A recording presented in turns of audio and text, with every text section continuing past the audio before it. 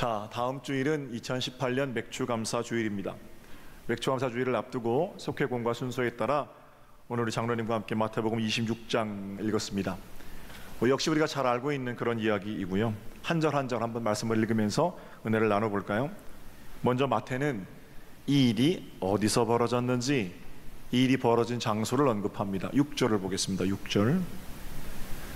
예수께서 베다니 나병 환자 시몬의 집에 계실 때에 됐죠. 7절까지 같이 보면 주님은 베다니에 있는 문둥병 환자 시몬의 집에서 식사를 하고 계셨습니다. 본문은 시몬을 소개할 때 베다니에 있는 시몬 이렇게 안 하고 베다니에 있는 나병 환자 시몬 이렇게 소개하고 있습니다. 여러분, 만약에 이 시몬이 현재 문둥병을 앓고 있는 사람이라면 이 구절 또는 이 내용은 앞뒤가 좀 안 맞습니다. 본래 나병 환자는 마을에 들어와서 정상인들과 함께 살지 못하거든요. 따로 격리되어 생활해야 합니다. 그런데 오늘 보면 예수님은 그 집에서 식사까지 하고 계셨습니다.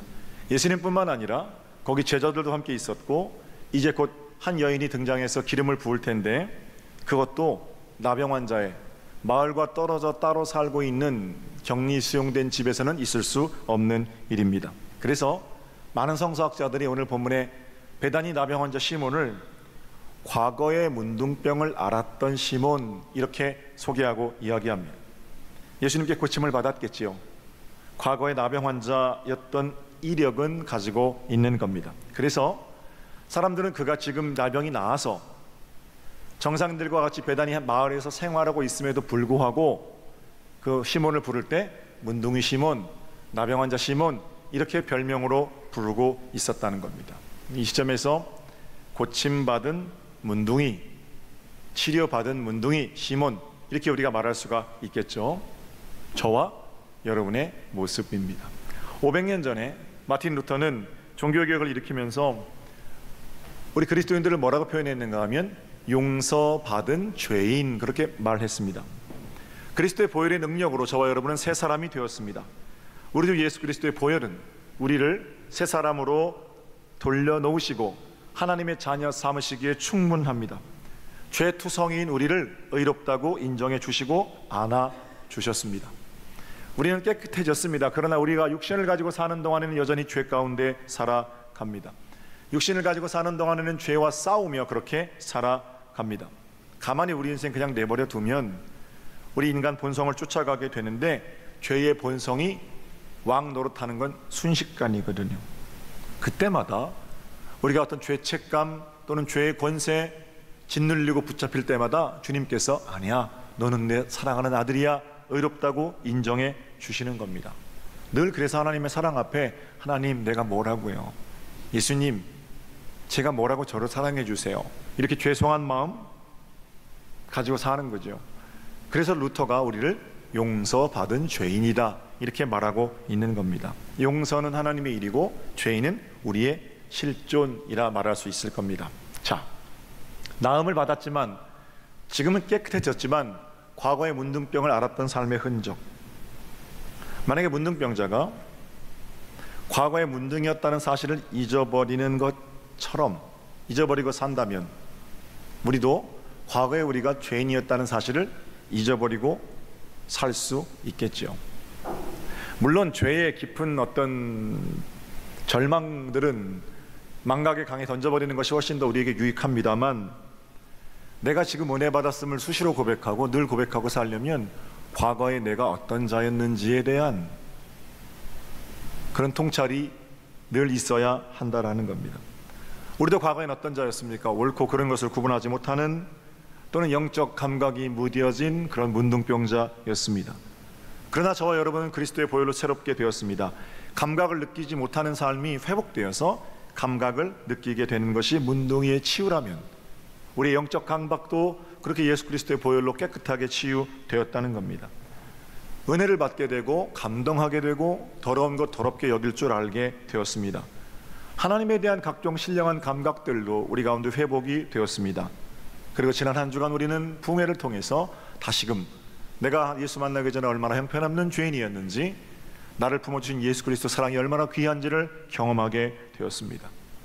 그리고 나서는 과거의 문둥이처럼 문둥이였을 때 감추고 싶었던 나의 흔적들이 이제는 주님께서 만져주시고 고쳐주신 영광의 상처가 되고 사람들 앞에서 간증이 되었습니다. 사랑하는 성도 여러분, 잊으면 안 됩니다. 그냥 시몬이 아니라 문둥이 시몬이었다는 사실, 그냥 우리가 아니라 하나님의 은혜로 회복된 죽을 수밖에 없는 죄인, 과거 그거 내 모습이었다는 사실 잊으면 안 됩니다. 이제는 회복되고 치유되어서 하나님 나라의 안방에 들어와서 춤추고 뛰면서 그렇게 살지만 본래 우리가 그렇게 구원받을 만한 썩 괜찮은 존재는 아니었다는 겁니다. 이걸 잊으면 안 돼요.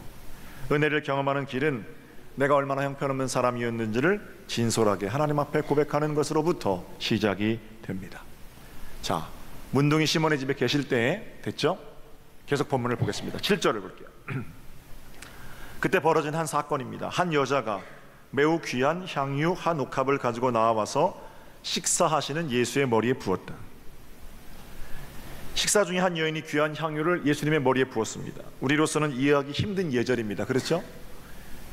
귀한 손님이 와서 식사하실 때 기름을 붓는 게 그거 이해 안 되잖아요. 그러나 이스라엘 안에는 그것이 예법이기도 하고 또는 왕의 대관식 같은데 귀한 분에게 기름을 붓는 것은 그들의 어떤 법이기도 하고 그렇습니다. 성경에도 이렇게 기름을 발랐다 또는 기름을 부었다라는 표현이 자주 등장합니다. 중요한 것이 있는데 기름 부음을 받은 자, 히라보로 기름 부음을 받은 자라는 말의 뜻, 그 단어는 그리스도입니다. 그리스도라는 말의 뜻은 기름 부음을 받은 자라는 거예요. 동시에 그리스도는 히브리어로 메시아거든요. 메시아, 구원자이죠. 기름 부음을 받은 구원자, 이렇게 정의할 수 있을 겁니다. 여러분 잘 아시는 대로 우리가 예수 그리스도 이렇게 고백할 때 예수는 예수님의 고유한 이름이시고 그리스도는 그분의 일할 역할입니다. 문재인 대통령, 문재인 씨가 이름이고 대통령은 문재인 씨가 하는 일이잖아요. 문재인 대통령 이렇게 한꺼번에 부르잖아요. 물론 문재인 이렇게 불러도 사람 이름이 됩니다. 그러니까 예수 이렇게 불러도 나사렛 출신 요셉의 아들 예수가 되지만 그분을 그리스도 이렇게 붙이는 것은 예수 구원자, 예수 메시아, 예수 기름 부음 받은 자, 이렇게 한꺼번에 부르는 거거든요. 우리 믿는 사람들 가운데에는 예수와 그리스도 가운데 틈이 없습니다. 예수가 그리스도이시고 그리스도가 예수이십니다. 이게 믿음의 고백입니다. 그래서 우리가 예수교이기도 하고 그리스도교이기도 한 거예요. 예수 그리스도.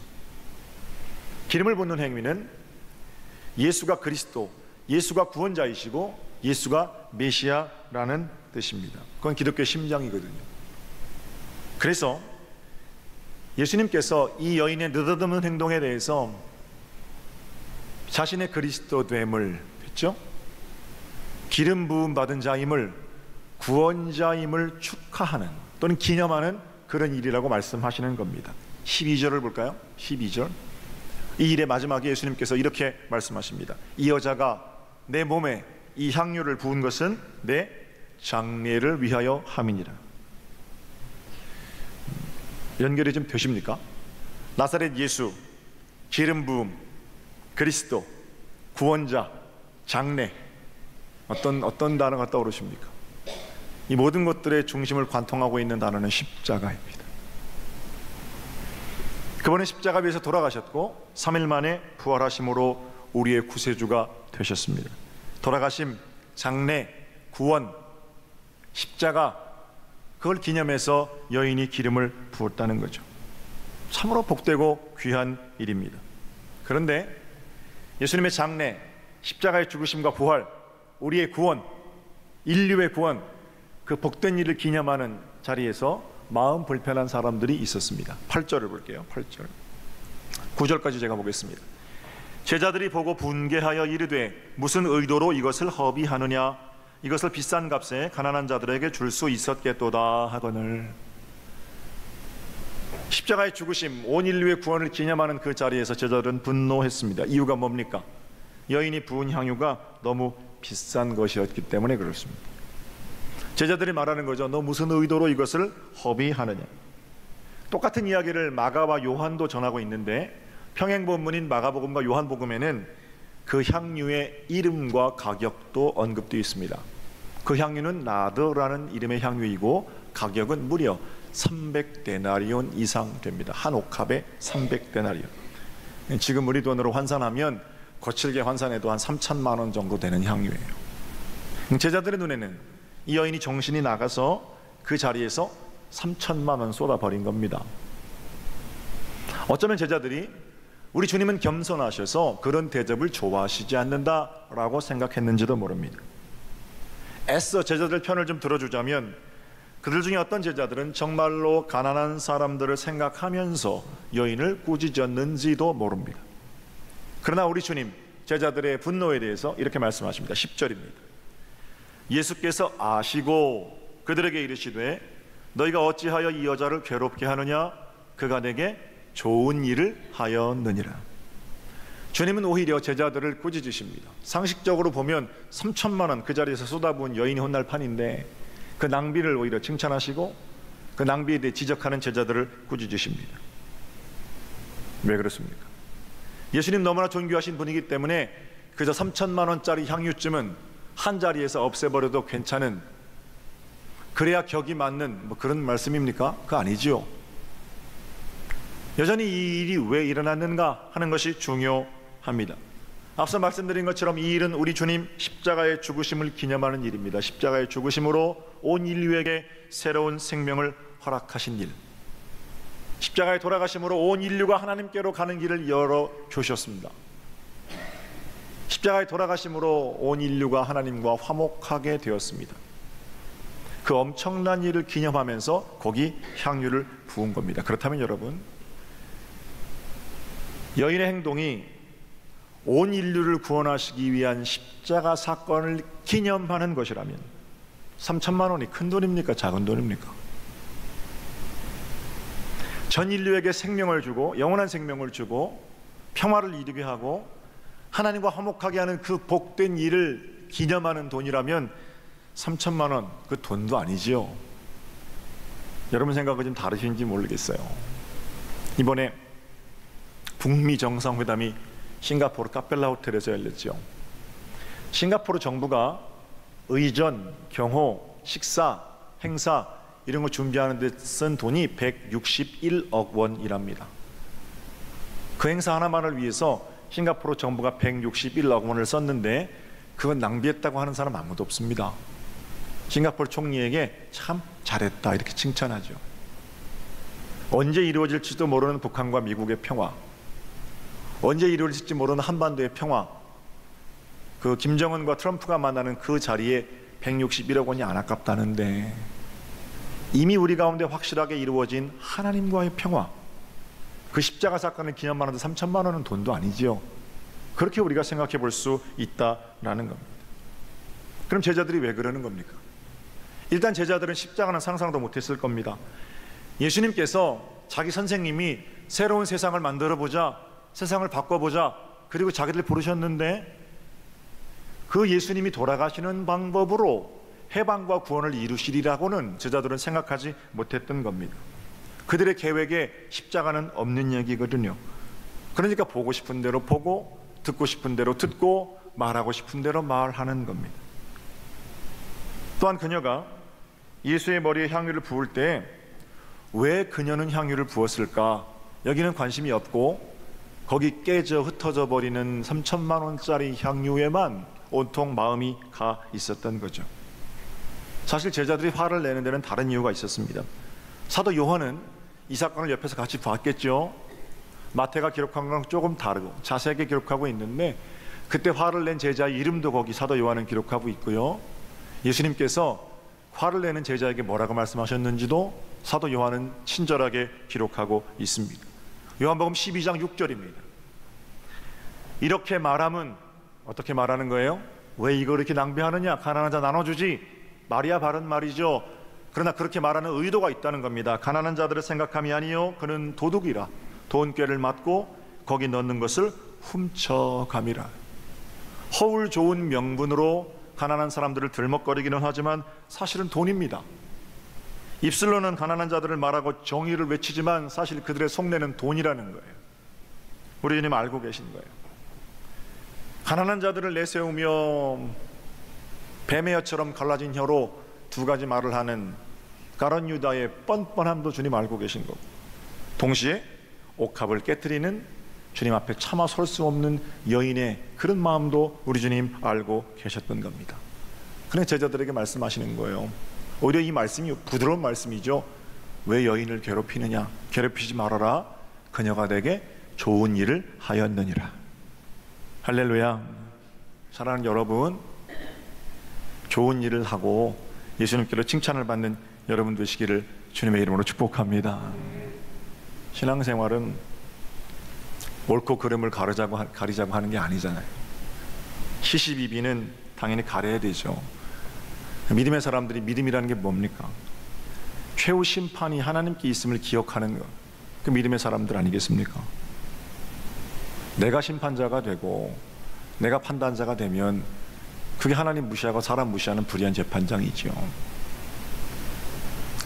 지난 부흥회 화요일 오전인가요? 강사님 말씀하실 때 이렇게 좌표를 그려놓고 오른쪽 위는 하나님도 사랑하고 이웃도 사랑하고, 오른쪽 아래는 하나님을 두려워하지 않는데 사람들 말에는 좀 귀를 기울이고, 왼쪽 아래에는 하나님도 무시하고 사람도 무시하고, 그런 대표적인 인물들을 살펴봤죠.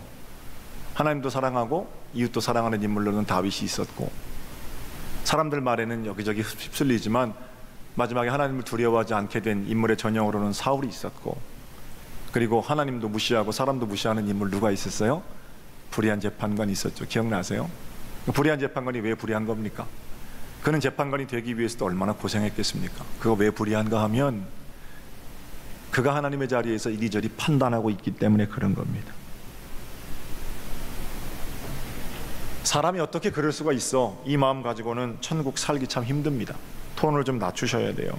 사람이 때로는 그럴 수도 있어. 이 마음이 천국을 사는 마음입니다.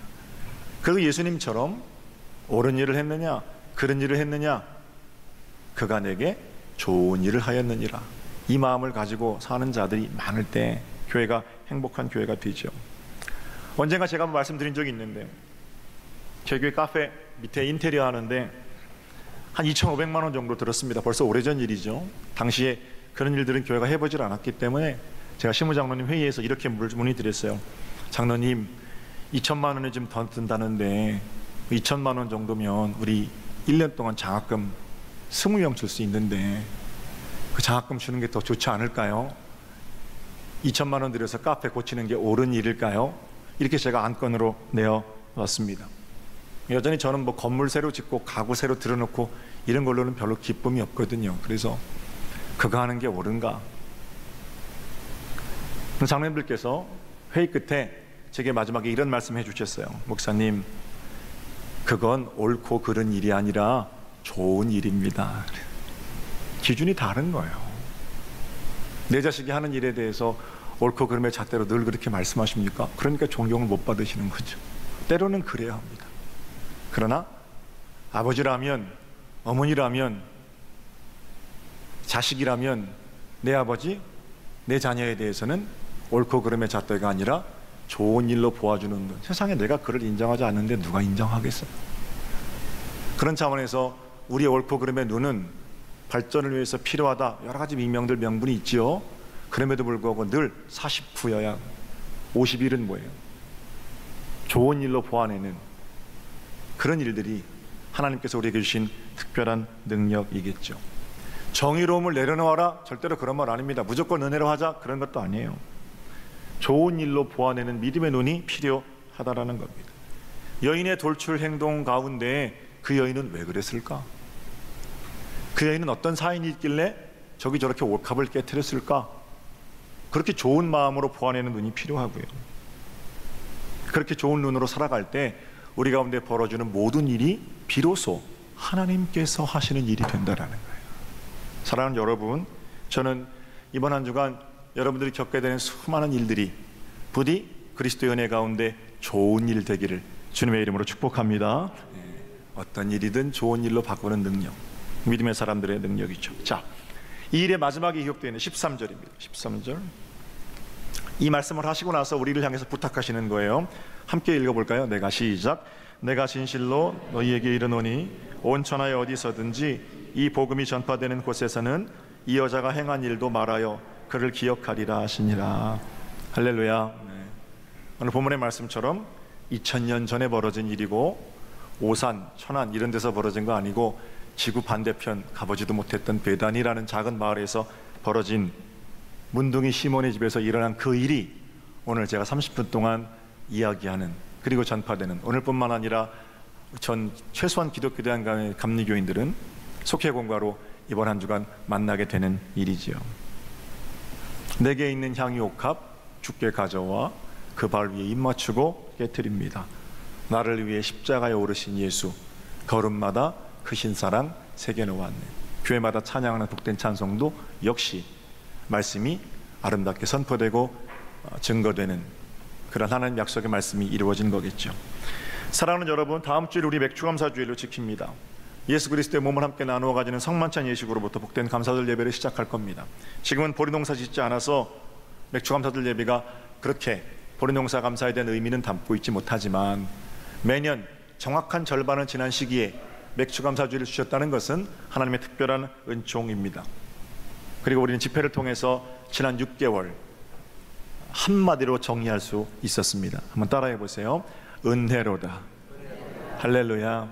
어느 것 하나 하나님의 은혜가 아닌 것이 없습니다. 2018년 나는 주님의 것입니다, 이렇게 기도하며 시작한 한 해가 벌써 6개월이 지났는데 여러분, 하나님 앞에 어떤 모습으로 지금 서 계십니까? 문둥이라는 별명처럼 내 인생에 용서받은 죄인이라는 별명은 또는 흔적은 남아있고, 가끔은 예수님을 초대도 하기도 하고 식사도 대접하고 그러지만 가룟 유다의 망발에 대해서 아무 말도 하지 않고 여인이 기름을 부을 때 눈물 흘려 찬송하지도 않았던 방관자 시몬의 모습이 혹시 우리의 모습은 아닙니까? 아니면 내 의가 지나치든지 또는 돈에 대한 욕심에 눈이 가려졌든지 소리를 높이고 역정을 내지만 의로움을 말하지만 하나님에 대한 감사를 잃어버린 그런 유다의 모습은 아닙니까? 분명한 것은 옥합을 깨트려 주님께 칭찬받은 여인, 그를 통해서 하나님은 일하신다는 겁니다. 2018년 맥주감사주일에 우리가 깨트릴 옥합은 뭡니까? 누가 주님께 좋은 일을 하겠습니까? 아마 그날은 문둥이 시몬의 집에 그 옥합 깨트린 그 300데나리온짜리 향유라니까 얼마나 향기로웠겠어요. 집이 얼마나 컸는지는 몰라도 그거 다 부었으니까 향기로 가득했겠죠. 남은 6개월 우리가 깨트린 옥합의 향기로 우리 교회, 우리 가정, 이 나라 대한민국이 생명의 향기 충만한 복된 자리가 되기를 우리 주님의 이름으로 축복합니다.